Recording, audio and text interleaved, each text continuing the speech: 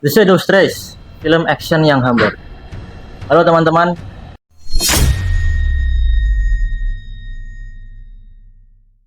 selamat datang di channel Adip Rizky dengan saya Adip, tempat kita mendalami kisah, aksi, dan cerita emosional di balik layar. Kali ini kita akan bahas film The Shadow Trace yang disutradarai oleh Timo Cahyanto. Film yang menggabungkan aksi brutal dengan cerita emosional yang kuat. Apakah kalian siap? Mari kita bahas.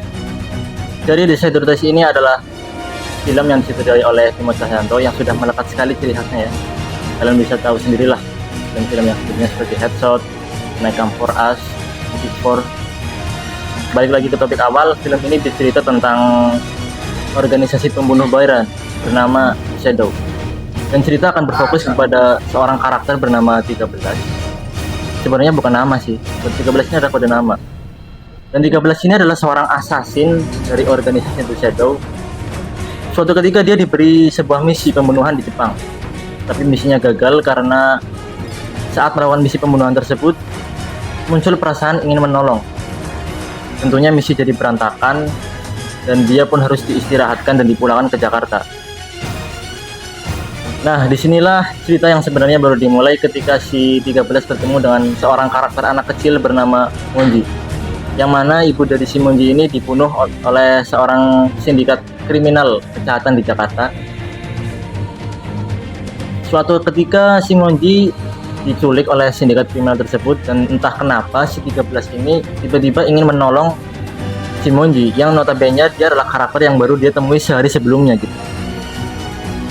Dia rela membangkang pada organisasinya sendiri yang memerintahkan dia untuk sembunyi dan membuat misi penyelamatan sendiri kepada si Monji. Tentunya ini akan membuat konflik tersendiri antara si 13 dengan organisasi The Shadow. Secara cerita, The Shadow Trace punya kedalaman yang luar biasa, penuh ketegangan, tapi juga ada sisi emosional yang kuat. Di adegan pertama kita diperlihatkan seorang 13, seorang pembunuh bayaran dingin. Lalu misinya gagal, dan kita mulai diperlihatkan pertanyaan-pertanyaan besar tentang kehidupannya. Kelemahan si 13 ini pun baru mulai terungkap ketika dia berinteraksi dengan si Monji. Yang dimana film ini bermaksud untuk membuat si Monji menjadi jantung dari film tersebut atau membuat peran si Monji menjadi fatal dan berpengaruh pada cerita di film ini. Tapi saya masih gak bisa ngerti kenapa si 13 ini kekeh benar-benar ingin menolong si Monji. Padahal dia baru ketemu si Monji kan baru kemarin gitu. Mungkin karena penulisan karakternya yang kurang ya. Tapi di luar itu saya nggak bisa memungkiri actionnya, kayak sinematografinya itu top lah. Apalagi koreografi adegan fight dan pengambilan angle kameranya itu top banget Mas Timo Cahyanto ini. Dan ngomongin soal acting, Aurel Ribeiro yang berperan sebagai 13 luar biasa. Dia nggak cuma memerankan seorang assassin, tapi dia juga menggambarkan karakter yang terjebak di antara hati nurani dan tugas. Performanya pun penuh nuansa, bahkan saat dia nggak bicara pun kita masih bisa merasakan emosinya gitu. Ali Fikri juga top, dia memerankan seorang karakter anak kecil yaitu Monji. Dia bisa membangkitkan empati kita terhadap karakter si Monji ini. Kalau kalian nonton film ini, kalian akan merasa kasihan kepada karakter si Monji.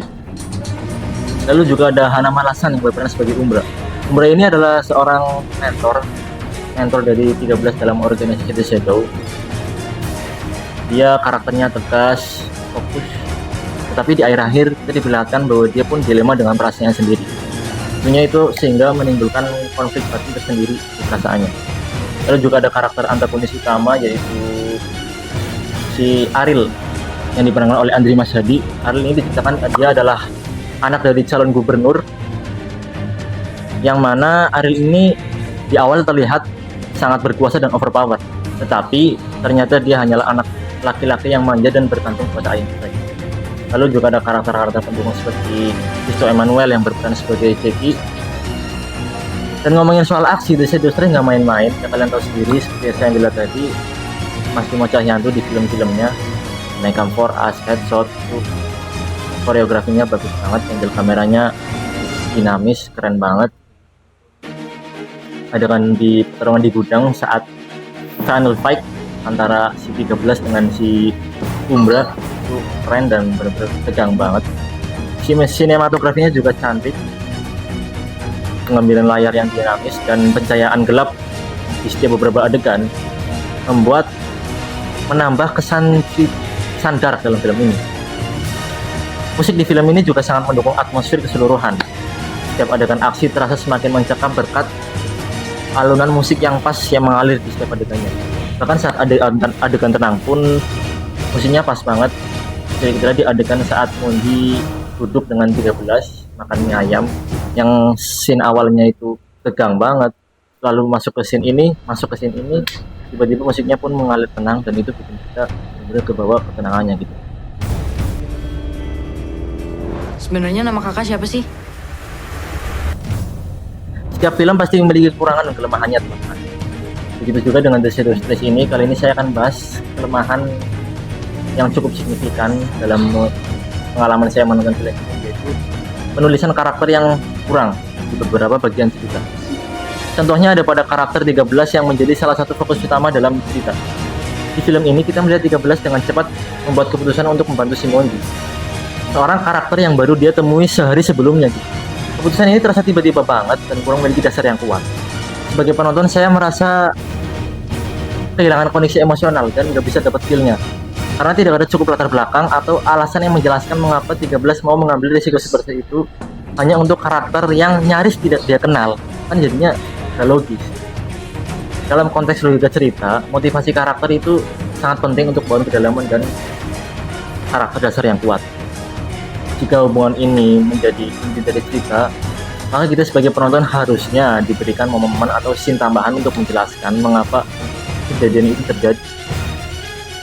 Ya, walaupun ada adegan yang menunjukkan masa lalu si 13 ini, cuma itu tetap tidak menjelaskan konteksnya bagaimana.